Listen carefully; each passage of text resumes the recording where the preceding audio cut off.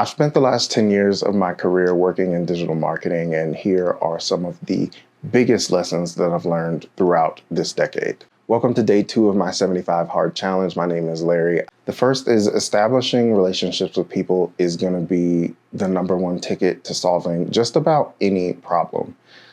Over the course of 10 years, I have learned how to go from a complete shy introvert person who only wanted to email clients to someone who is still shy and introverted and most likely probably would prefer to communicate via email, but I am willing to pick up the phone and even more willing to talk and meet in person if that's an option. I think that having the ability to communicate with people, not just with words through email or text, but through the inflection of your voice, through body language, through actual practical human communication is a valuable skill, and that will take you way farther down the line than anything else.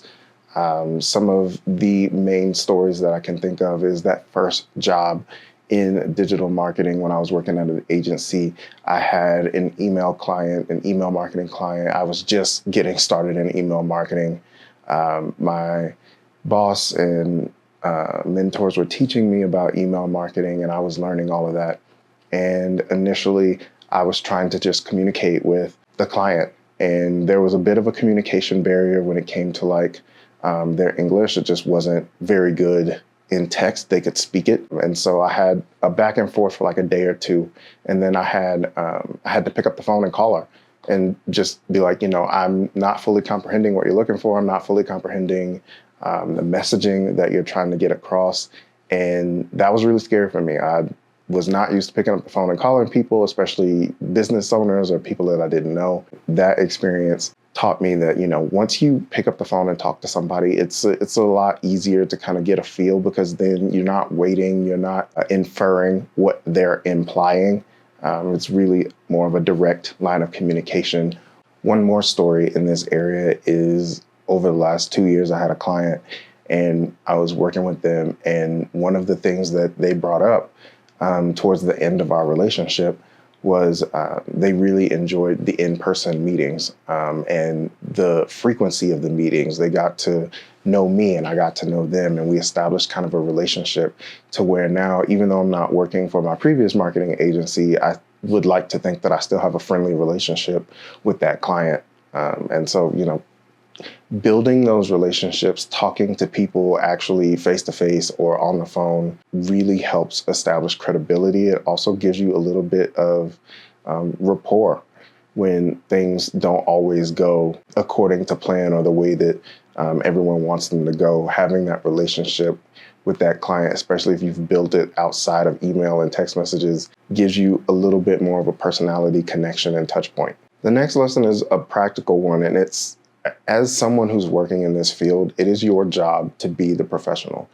And by that, I mean, if a client has a bad idea, if a client really wants to push something and you don't believe it will work, or a client is just headstrong and stuck in a way, it's your job as the professional to, 1, alert them, 2, make suggestions, don't just downput their idea, but 3, be flexible and be assertive enough to confront them. I think that's something that is a little difficult for people who are a little more introverted. It was something that I struggled with over the past 2 years. It's definitely a skill that I've learned to grow. Early on in my career, when a client asked for something, it was like, yeah, sure, I'll do it, no problem. Even if I didn't believe in it or go along with it or think it was a good idea, I would just do it to appease them. Sometimes it worked, sometimes it didn't.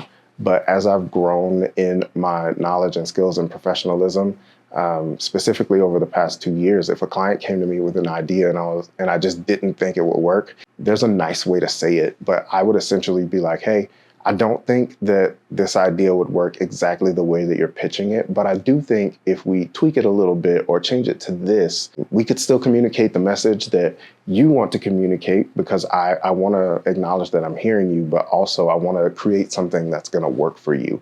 I don't just want to say yes because it's your idea and you're the client and you're paying for it. I also want it to work and succeed. And so if I think it can shift, we can definitely try to do that.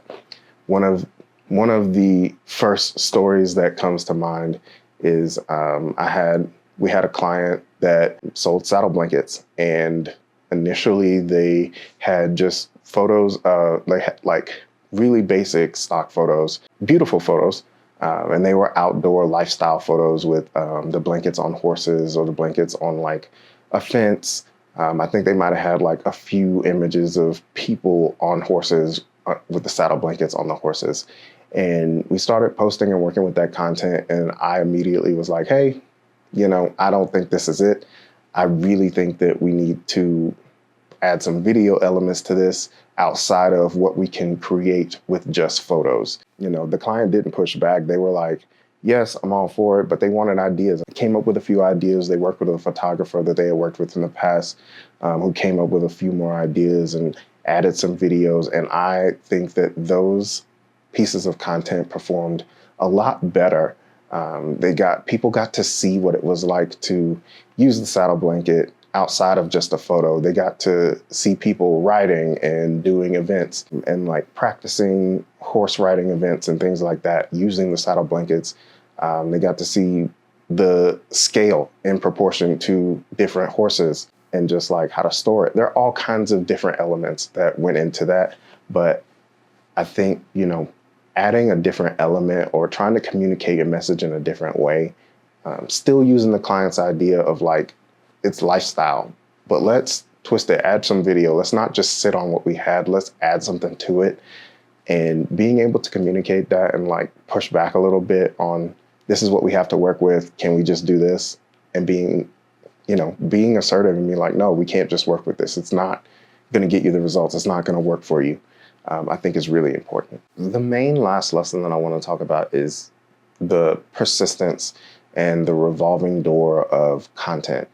So as someone who's worked in this area for 10 years, I've created a ton of content, written a ton of emails, written a ton of blog posts, written a ton of social copy, and created a ton of photo assets and video assets and social media graphics and all kinds of stuff.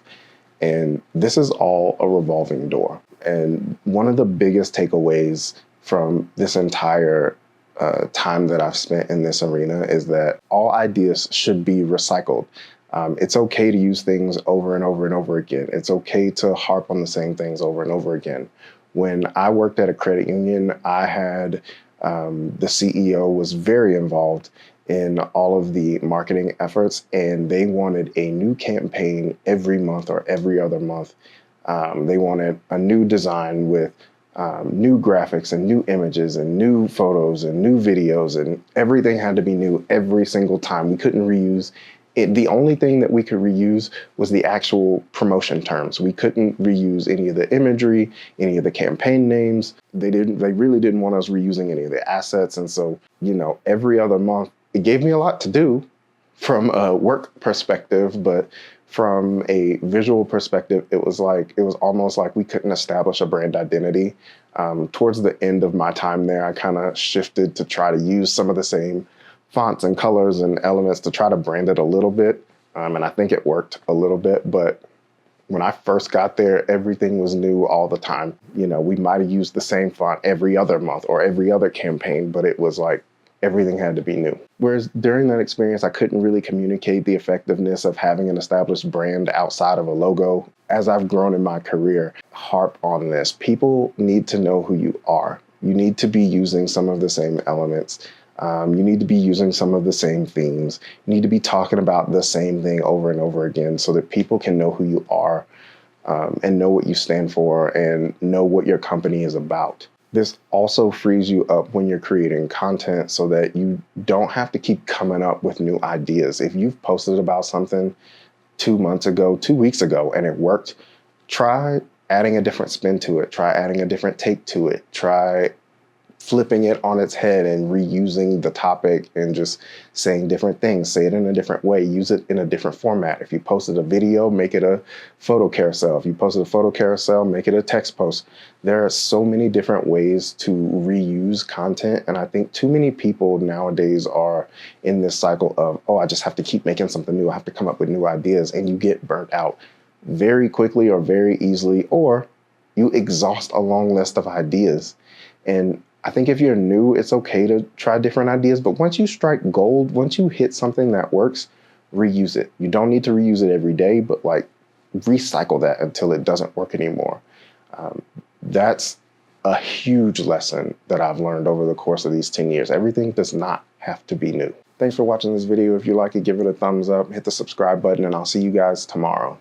Peace.